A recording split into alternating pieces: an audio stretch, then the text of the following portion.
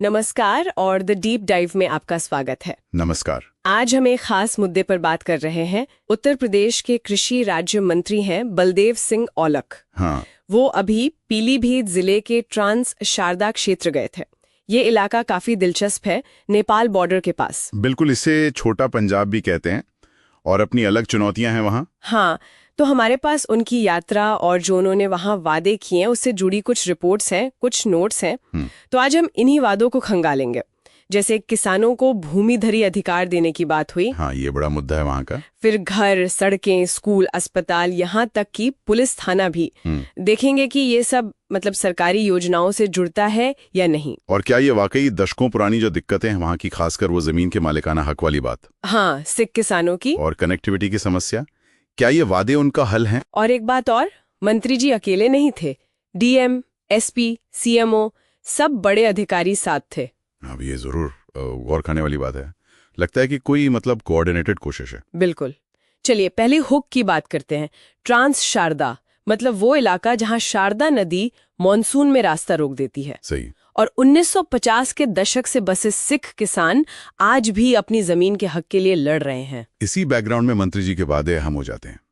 उन्होंने बहला गांव में अन्नपूर्णा भवन और पंचायत भवन का उद्घाटन भी किया। अच्छा। और फिर सिंगाड़ा और टाटरगंज में एक जनसभा की। तो वादों पर आते हैं। सबसे बड़ा शायद वो भूमिधरी अधिकार वाला है, लगभग 7,000 सिख परिवार। हाँ, ये सबसे पेचीदा और पुराना मसला है। फिर प्रधानमंत्री आवास योजना के तहत घर देने का वादा है गरीबों के लिए। हाँ, और सड़कें जो खराब है उनकी मरम्मत, नई सड़कें और शारदा पर एक पक्का पुल। पक्का पुल तो बहुत जरूरी होगा वहाँ। बिल्कुल। फिर एक इंटर कॉलेज, एक अस्पताल और एक नया पुलिस थाना। काफी कुछ है। चलिए भूमिधरी अधिकार से शुरू करते हैं। इसका क्या इतिहास है? देखिए, यूपी जमींदारी उन्मूलन अधिनियम तो 1950 का है। हाँ। पर ट्रांस शारदा में कहानी थोड़ी अलग है। 1950 में यहाँ सिख परिवार आकर बसे। उन्होंने वो मतलब बंजर जमीन को आबाद किया। अच्छा। लेकिन बाद में 80 के दशक में कुछ नियम बदले। फिर वो जंगल की जमीन वाले कुछ विवाद उठे, उससे मामला उलझ गया। और एक और चीज, नानक सागर बांध बना था 1962 में। हाँ, सुना है। उससे जो लोग विस्थापित हुए उन्हें जमीन तो दी गई, पर कई लोगों को आप समझिए कब्जा या कागजात ठीक से नहीं मिले। ओहो, तो मतलब दशकों से ये अनिश्चितता बनी हुई है। बिल्कुल।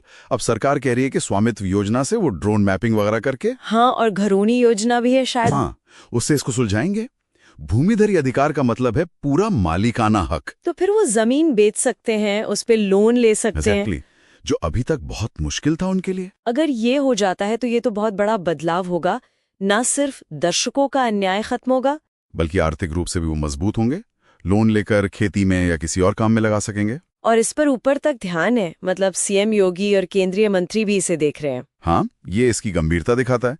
पर सवाल वही है, क्या सिर्फ ड्रोन मैपिंग जैसी तकनीक से इतने पुराने, इतने भावनात्मक मुद्दे पूरी तरह सुलझ सकते हैं जहां भरोसा टूटा हो? ये वाकई सोचने वाली बात है।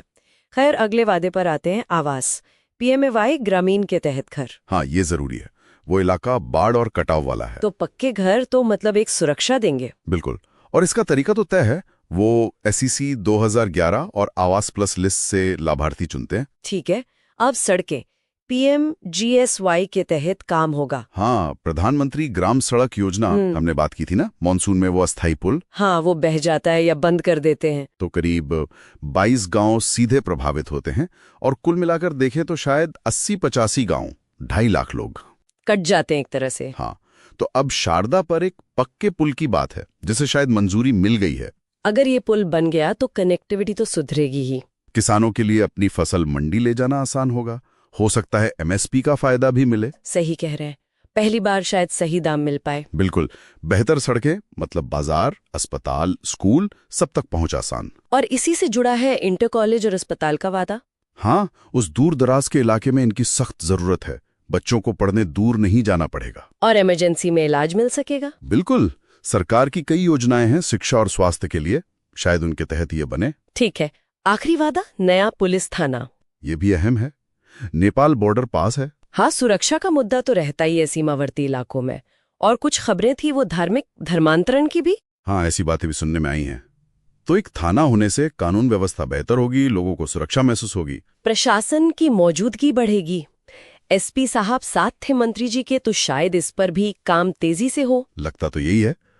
तो कुल मिलाकर देखें, मंत्री जी के ये वादे एक पूरी विकास योजना का हिस्सा लग रहे हैं, जो नेशनल और स्टेट स्कीम से जुड़े हैं। हाँ, और ये वहाँ की जो मुख्य समस्याएं हैं, जमीन, कनेक्टिविटी, बेसिक इंफ्रास्ट्रक्चर, सुरक्षा, सबको एड्रेस करते हैं। और बड़े अधिकारियों का साथ होना शायद दिखाता है कि इसे लागू करने की इच्छा शक्ति है। उम्मीद तो यही की जानी चाहिए।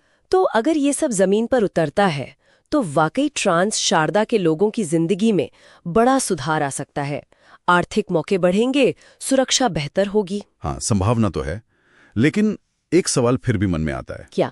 क्या ये जो दशकों पुराने, भावनात्मक रूप से उलझे हुए, अन्याय से भरे जमीन के झगड़े हैं, क्या वो सिर्फ सरकारी घोषणाओं और ड्रोन जैसी तकनीक से पूरी तरह हल हो सकते हैं? वो जो इतिहास का बोझ है, समुदाय की पहचान है, जमीन की हकीकत है, इनके बीच संतुलन बनाना, ये असली चुनौती होगी।